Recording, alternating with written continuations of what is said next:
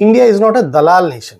এটা আমাদের বিদেশমন্ত্রী মিস্টার এস জয়শঙ্কর গত 25 তারিখে একটা সর্বদলীয় একটা মিটিংয়ে এই কথাটি, এই মন্তব্যটি করেছেন। তার কারণ হচ্ছে বিরোধী পক্ষ থেকে বেশ কিছু কোয়েশ্চেন এসেছিল যে, এবং এটা এমন একটা ধারণা বা প্রচলিত একটা ট্রেন্ড চালু হয়ে গেছে, বিকজ একটা খবর এসছে যে ইসরায়েল আমেরিকার সঙ্গে ইরানের যে যুদ্ধ চলছে, সেই যুদ্ধে মিডল ইস্টে পাকিস্তান একটা মধ্যস্থতার কাজ করছে এবং পাকিস্তানের একটা অ্যাকসেপ্টেন্স তৈরি হয়েছে। সো পাকিস্তান বেসিক্যালি একটা পজিশন পেয়েছে, এরকম একটা ব্যাপার চালু হয়েছে বা বিরোধী পক্ষ থেকে এরকম একটা প্রেজেন্টেশন দেওয়ার চেষ্টা হয়েছে। তো সেক্ষেত্রে সেই অল পার্টি মিটিংয়ে মিস্টার জয়শঙ্কর বলেছেন যে ইন্ডিয়া একটা দালাল কান্ট্রি নয়। এবার এর মেইন রিজনটা কি, পিছনে গিয়ে যদি দেখি তাহলে সৌদি আরবের সঙ্গে কয়েকদিন আগেই আমাদের পাকিস্তানের একটা এগ্রিমেন্ট, একটা সাইন হয়েছে, যেখানে সৌদি আরবের যদি কোনো রকম কারোর কোনো দেশের থেকে থ্রেট বা কোনো রকম অ্যাটাক আসে, তাহলে পাকিস্তান তাকে হেল্প করতে আসবে। এবং পাকিস্তানের বেসিক যে জায়গাটা সেটা হচ্ছে, যেহেতু নিউক্লিয়ার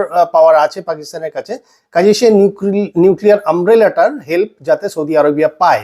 বাট এই ক্ষেত্রে আলটিমেটলি এই যে যুদ্ধে কিন্তু সৌদি কিন্তু আমাদের পাকিস্তানের থেকে কোনো রকম কোনো হেল্প পাচ্ছে না, এবং যার ফলে সৌদি আরবের মধ্যে অলরেডি একটা অ্যাজিটেশন তৈরি হয়েছে। এবং সেক্ষেত্রে ওরা পাকিস্তানের উপর অলরেডি একটা প্রেশার দিচ্ছে যে ভাই, আমরা এইভাবে ইরানের দ্বারা অ্যাটাক করছি, অথচ এই অবস্থাতে দাঁড়িয়ে তোমরা আমাদের কোনো হেল্পে আসছো না। কিন্তু পাকিস্তানের পক্ষে একটা সম্ভব না। তার কারণ হচ্ছে, পাকিস্তান যদি ইউএসএ এবং ইসরায়েলের বিরুদ্ধে যায়, তার মানে বেসিক্যালি ওটা আমেরিকার বিরুদ্ধে চলে যাওয়া, যেটা সে পারবে না। আবার যদি সে ইরানের এগেনস্টে চলে যায়, তাহলে ইরান কিন্তু তাকে যথেষ্ট বেগ দিতে পারে, এবং পাকিস্তানের সঙ্গে ইরানের ডাইরেক্ট বর্ডার রয়েছে। তো যার ফলে পাকিস্তানের অবস্থা এখন ছুঁচো গেলার মতন, না গিলতে পারি না উগরাতে পারি অনেক সময় দেখবেন।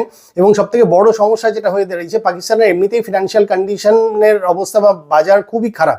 তো যার ফলে পাকিস্তানের এমনিতেই বহু লক্ষ কোটি টাকার ডেট অলরেডি হয়ে রয়েছে, তার সঙ্গে অলরেডি আফগানিস্তানের সঙ্গে পাকিস্তানের যুদ্ধ চলছে। এই মতো অবস্থায় পাকিস্তানের পক্ষে কোনোভাবেই সম্ভব নেই এত কোটি টাকার ফার্দার আবার একটা লোড নেওয়া, যেখানে সে যুদ্ধে কোনোভাবে সৌদি আরবকে হেল্প করতে পারে। এবং আরেকটা বড় ব্যাপার যেটা হয়েছে, সেটা হচ্ছে যে পাকিস্তান এইভাবে যদি করতে থাকে, তাহলে অনেক সময় দেখবেন দেখবেন দুটো রাস্তাতে যখন দুটো লোক ঝগড়া করে, তখন মিডিয়েটার হিসেবে একজন যখন এন্ট্রি নিতে যায়, তখন তার গায়েও কিন্তু দু চার ঘা চড়থাপ্পড় বা কিলঘুষি পড়ে যায়। তো পাকিস্তানের অবস্থা এখন সেই হয়েছে। সেদিক থেকে যদি দেখতে যাই, তাহলে ইন্ডিয়া কিন্তু একদম 100% ডিপ্লোম্যাটিক পজিশন মেনটেন রেখেছে, যেখানে কিন্তু ইন্ডিয়া খুব ভালো রিলেশন মেনটেন করছে ইরানের সঙ্গে, যার জন্য দেখবেন গতকাল কিন্তু স্ট্রেট অফ হরমুজ দিয়ে ইরান কিন্তু 5টি দেশের জাহাজের যাতায়াতকে খুলে দিয়েছে, যার মধ্যে ইন্ডিয়া একজন।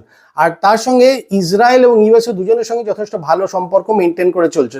সো সেই দিক থেকে দেখতে গেলে বুদ্ধিমান হিসেবে কিন্তু বা ইন্টেলিজেন্সের সঙ্গে যদি কেউ কাজ করে, তাহলে কিন্তু সেটা ইন্ডিয়াই করছে।